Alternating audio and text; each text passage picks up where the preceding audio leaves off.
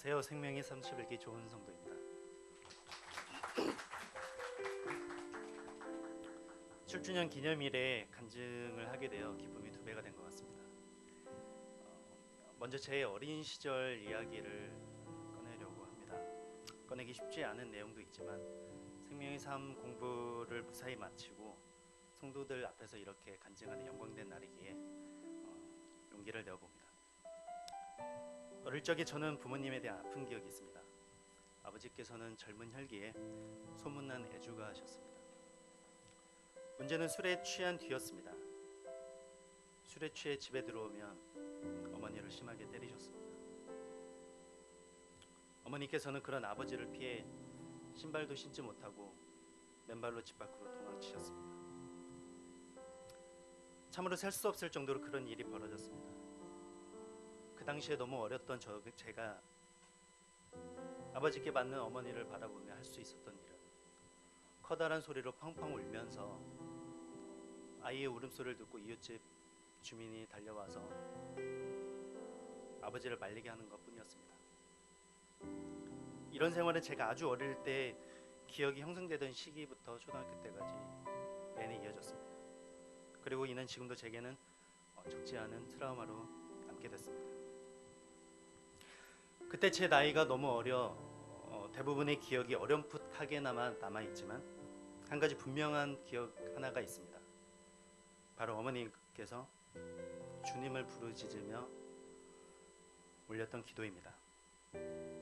어머니는 이따금씩 불 꺼진 작은 방에 저와 1살 터울의 여동생을 함께 양옆에 무릎 꿇게 하셨습니다. 당신께서도 무릎을 꿇고 전축에 찬송가를 틀어놓고서는 눈물을 흘리며 울부짖으며 기도하셨습니다. 주님, 제발 제가 약해져서 이 아이들을 버리지 않게 해주세요. 이 아이들을 지켜낼 수 있게 주님이 저를 붙잡아 주세요. 어머니는 양옆에 무릎 꿇고 있던 저와 동생 손을 꼭 잡고 무릎 꿇고 우셨습니다. 그렇게 기도하셨습니다. 어머니는 그렇게 모진 가정 폭력을 이겨내시고 저와 동생과 가정을 지켜내셨습니다. 어머니께서 집을 나가거나 부모님이 갈라져서 제가 불행한 유소년기를 보내지 않을 수 있었던 것은 어머니의 희생 덕분이었습니다. 주님의 보살핌 덕분이었습니다. 한없는 희생으로 가정을 지켜내었던 어머니께서는 너무나 크고 강한 존재처럼 느껴졌지만 돌이켜보면 그때 어머니는 30대 후반, 지금의 제 나이 또래이셨습니다. 지금의 저는 여전히 철없고 한없이 약하고 가벼운 존재인데 저와 같은 나이에 그러한 상황을 주님의 힘으로 버텨냈다는 것은 한없이 감사한 일입니다. 오랜 세월이 지난 지금 이제는 아버지께서 교회를 다니고 주님 앞에 나아가려고 하십니다. 이 또한 주님의 경이로운 계획이시고 참으로 감사드릴 일입니다. 어릴 적 저는 어머니를 말을 잘 듣지 않는 아이였습니다. 그럼에도 불구하고 어머니께서 억지로라도 제게 꼭 하라고 말씀하셨던 건 바로 교회에 나가라는 일이었습니다. 교회는 일요일에 을에 동전 몇 개를 헌금으로 내고 맛있는 떡과 과자를 받아오는 곳이었습니다. 기도의 의미도 잘 몰랐습니다. 하지만 이제는 어머니께서 그토록 저를 교회만큼은 꼭 나가게 했었던 의미를 이해하고 있습니다. 앞으로 제가 인생을 살면서 겪게 될 많은 어려움과 고난을 이겨낼 수 있는 방법은 결국 하나님일 뿐일 거라는 것을 그런 어머니의 가르침이었던 것이죠. 군에서 9년이란 시간을 보내고 꿈을 펼치기 위해 항공 전문 기자로 첫 발을 내딛었습니다. 포커스 교회와 인연을 맺은 것은 항공 빌딩에 포커스 교회가 들어오면서였습니다. 사옥에 교회가 들어온다는 것이 처음에는 신기했지만 시간이 흐를수록 목사님과 사모님을 만나게 된 것은 우연이 아니라 어머님의 가르침을 외면하지 말고 더 이상 교회 주변을 헤매지 말고 주님의 품으로 들어오라는 하나님의 소중한 계획이라는 것을 알게 되었습니다. 기자 생활 내내 정신적으로 육체적으로 너무나 힘들었습니다. 그럴 때마다 목사님과 사모님은 고향에 멀리 떨어져 있는 부모님의 역할을 대신해 주셨습니다. 또 주일마다 교회에서 드리는 예배는 제게 큰 힘이 되었습니다. 무엇보다 정경희 성도를 교회로 이끌어 달라는 목사님과 사모님의 기도는 평생 무신론자로 살던 정경희 성도를 누구보다도 신실한 하나님의 어린 양으로 전도해 주셨습니다. 이제 저는 주님 품 안에 있습니다. 그리고 포커스 교회라는 성전에서 생명의 삶 공부를 통해 보다 성숙하고 주님을 더 이해하게 되었습니다. 참으로 감사드립니다. 생명의 삶 수업이 진행된 2달여 동안 참으로 많은 일들을 겪었습니다. 기쁜 일도 있었고 슬픈 일, 힘든 일도 있었습니다.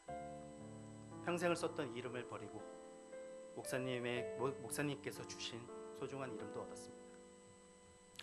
삶이라는 것이 희로애락의 연속이라고 하지만 주님의 말씀을 배우며 주님을 알아가는 동안 그 희로애락들은 단순히 삶의 흐름이 아닌 주님의 계획처럼 느껴졌습니다. 마치 생명의 삶 공부를 통해 이론을 배우고 실제 삶에서 만나는 희로애락의 실기처럼 말이죠. 오늘 이 시간은 생명의 삶 공부에 대한 간증의 시간입니다. 그러나 삶 공부 얘기보다 저의 삶 이야기를 먼저 꺼내놓은 것은 이번 공부를 계기로 돌아본 저의 삶 자체가 주님께서 주셨던 생명의 삶 그 자체였던 사실을 깨달았기 때문입니다. 그동안 제게 일어났던 모든 삶의 사건들이 그 당시에는 몰랐지만 지금은 주님의 놀라우신 계획의 일부였음을 알아차렸기 때문입니다. 주님께서 말씀하셨습니다. 나를 사랑하는 자들이 나의 사랑을 입으며 나를 간절히 찾는 자가 나를 만날 것이니라. 믿음이 부족했던 제가 주님의 사랑을 입으며 주를 만나게 되어 오늘 이 자리에 서게 된 것은 어머니의 희생과 목사님 사모님의 간절한 기도와 주님의 놀라우신 계획 덕분입니다. 이 모든 것들을 주님께 감사드립니다. 그리고 이 소중한 시간을 함께 나누신 우리 포커스교회 성도님들께 진심으로 감사드립니다.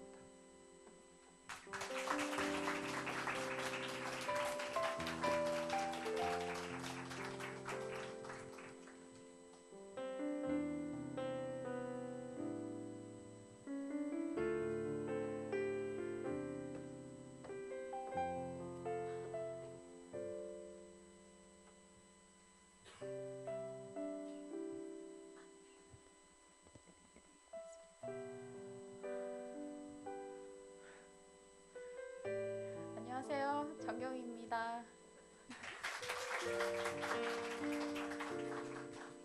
오늘은 제가 많은 사람들 앞에서 이렇게 인사드리게 되었습니다.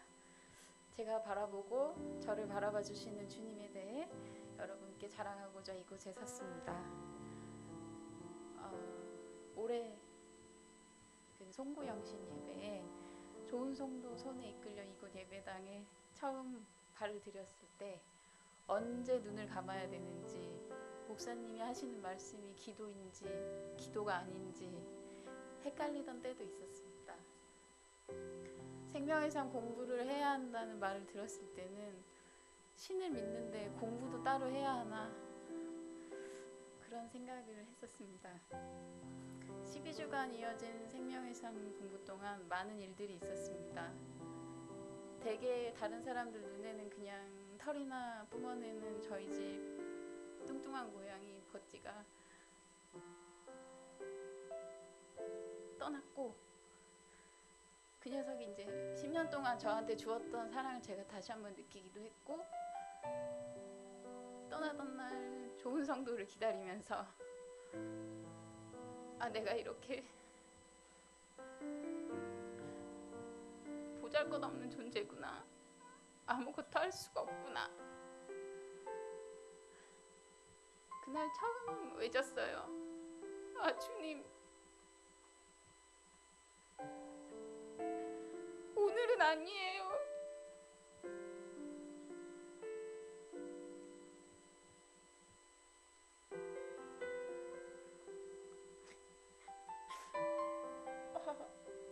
제발 데려가지 말아주세요.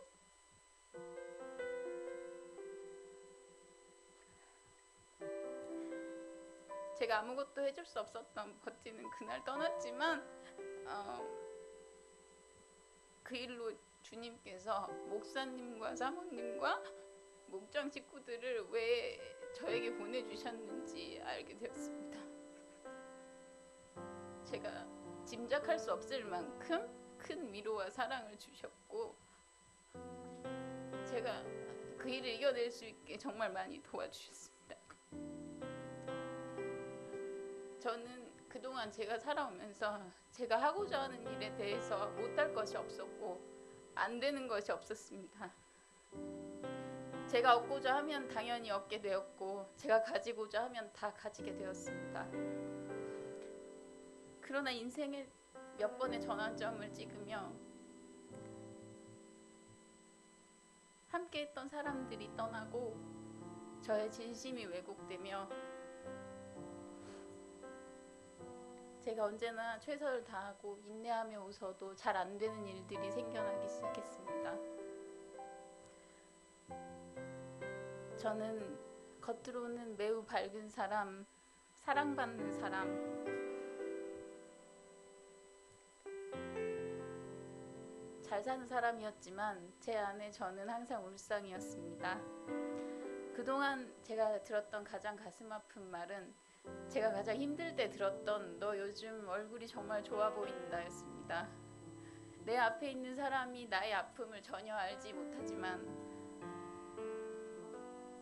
나의 아픔을 전혀 위로받지 못하지만 그 사람이 나의 어려운 점을 모르는 것은 내가 잘하는 것인가 잘 못하는 것인가 생각하게 되었습니다. 삶 공부를 통해서 저는 주님께 기대는 법을 가장 먼저 배웠습니다.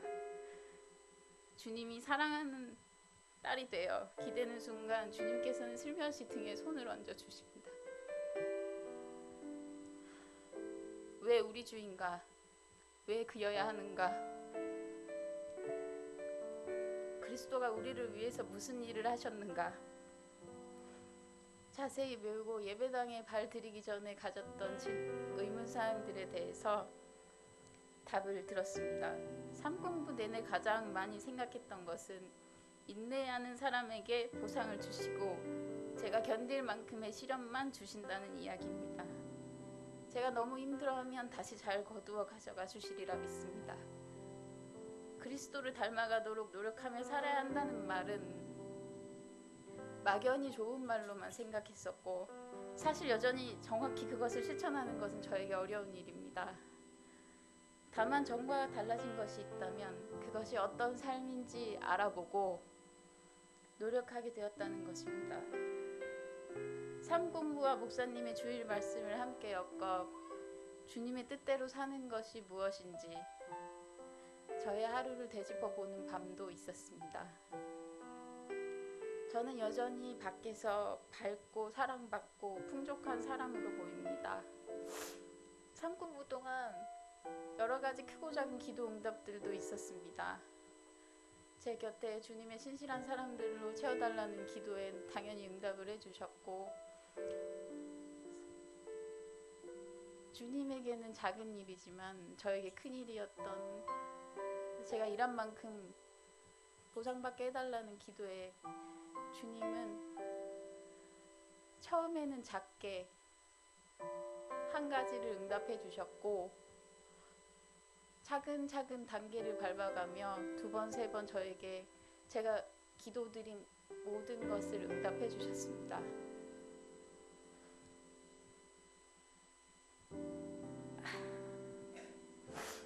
그리고 삶 공부 전과 후가 달라진 것이 있다면은 제가 안과 밖의 모습이 비슷해져 가는 것이며 제가 누군가에게 보여주는 웃음이 진짜 웃음이라는 것입니다. 제가 손대는 일들이 더 잘 되리라 믿는 것은 그 전에 없었던 주님께서 이제는 제 등 뒤에서 저를 받쳐주고 계시기 때문입니다. 마지막으로 이 높은 단상에 저를 불러주신 주님과 주님의 목소리를 들려주시는 목사님, 사모님 그리고 저와 늘 함께하는 훈이찡, 유미찡 그리고 목장 식구들에게 감사드립니다. 감사합니다.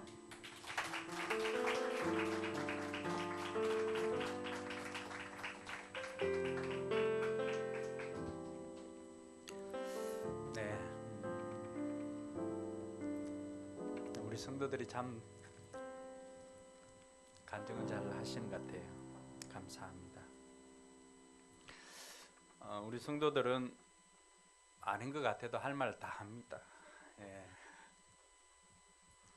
감사하고 삶 공부나 말씀이나 그것을 가지고 고민을 할 때 변화가 일어납니다. 그렇지 않으면 뭐 우리가 수요일날 야고보를 하는데 그렇지 않으면 주일날에 하군요. 늘 부뚜막에 있는 소금하고 똑같아요. 넣지 않으면은 짜지가 않거든요. 그 말씀 듣고도 우리가 실천하지 않고 적용하지 않고 삶 공부를 해도 삶에 적용하지 않으면 그냥 부뚜막에 있는 소금과 같다고 늘 생각하시면 될 것 같아요. 그래서 우리 성도들의 삶이 연합 예배나 또 목장 모임, 삶 공부 이런 걸 통해 가지고 조금씩 주님을 닮아가는 은혜가 있었으면 좋겠습니다. 또 그것이 여러분들을 위해서 기도하는 또 저의 보람이기도 합니다. 네, 감사를 드리고 다른 분들도 간증문을 잘 준비해서 함께 우리 성도들과 은혜를 나눴으면 좋겠습니다. 오늘 하나님